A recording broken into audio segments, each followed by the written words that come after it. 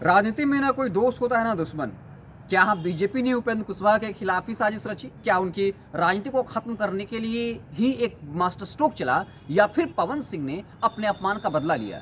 अब आप सोचेंगे ये दो थ्योरी है क्या? हम दोनों को सुलझाएंगे। काराकाट का लोकसभा चुनाव काफी दिलचस्प हो चुका है, क्योंकि उपेंद्र कुशवाहा एनडीए की तरफ से और महागठबंधन की तरफ से भी कुशवाहा उम्मीदवार हैं। तो दो कुशवाहा के बीच में टक्कर थी, और वहां पर सबसे ज्यादा जनसंख्या जो है वो सवर्णों की है। उसके बाद कोयरी कुर्मी बड़ी आबादी में है, इसलिए वहां चाहे वो महागठबंधन हो या फिर बीजेपी हो, दोनों तरफ से जो है कुशवाहा उम्मीदवार दिए गए। इसी बीच पवन सिंह की एंट्री हो गई, और ये कहा जा रहा है कि पवन सिंह उपेंद्र कुशवाहा का खेल बिगाड़ देंगे। क्या पवन सिंह काराकाट बीजेपी के इशारे पर गए हैं? क्या बीजेपी ने उनके साथ कोई डील की है कि आप यहाँ उतर जाइए?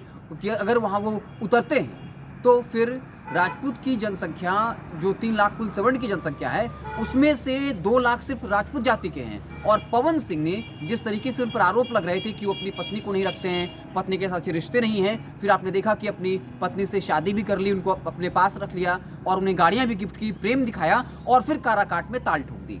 तो एक ये हो सकता है कि बीजेपी के कहने पे पवन सिंह ने बाकायदा वहां से चुनावी ताल ठोक दिया। लेकिन फिर सवाल एक तरफ ये भी उठता है कि बीजेपी, जिसके लिए इस बार वो भले ही 400 पार कर रही हो, लेकिन उनको भी पता है कि इस बार स्थिति वैसी नहीं रहने वाली है। इसलिए ईडी, सीबीआई जैसी तमाम संस्थाएं अपने काम पे लगी हुई है, और जो कुछ हो रहा है वो आप जानते ही हैं।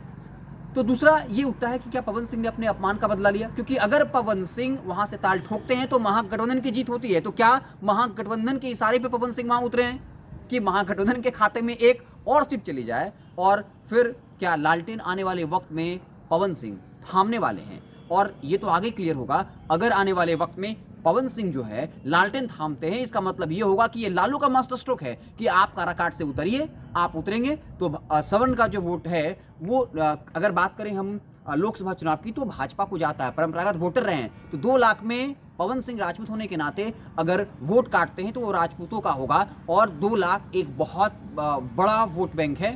तो ये आने वाले वक्त में पता चलेगा कि पवन सिंह किसके कहने पर काराकाट से चुनावी मैदान में उतरे हैं। लेकिन कहा जा रहा है कि पवन सिंह बीजेपी से नाराज थे और एक तरह से झटका दिया है। ये बातें ज़्यादा पच नहीं रही कि बीजेपी ने उतारा होगा। हालांकि उसके पीछे एंगल ये है कि सम्राट चौधरी उपेंद्र कुशवाहा जो है वो कुशवाहा समाज के बड़े नेता हैं। पहले उपेंद्र कुशवाहा सबसे बड़े नेता थे, लेकिन बीजेपी ने सम्राट चौधरी को प्रोजेक्ट किया, पहले प्रदेश अध्यक्ष बनाया और फिर डिप्टी चीफ मिनिस्टर बनाया, और ये बातें फैलाई हर जगह कि जब भाजपा की एक छत्र सरकार बनेगी तो सम्राट चौधरी जो है मुख्यमंत्री होंगे। इसके पीछे वजह मात्र एक थी कि समाज के, पूरे बिहार के कुशवाहा समाज के बीच ये मैसेज जाए कि आपका सबसे बड़ा नेता जो है वो सम्राट चौधरी है। अगर भाजपा की सरकार बनती है तो वो मुख्यमंत्री बनेगा, और इस तरह से कुशवाहा समाज पूरी मजबूती के साथ जो है वो भाजपा के साथ खड़ा हो जाए। क्योंकि नीतीश कुमार इसी कोयरी कुर्मी के वोट बैंक पर जो है वो कई सालों से मुख्यमंत्री हैं।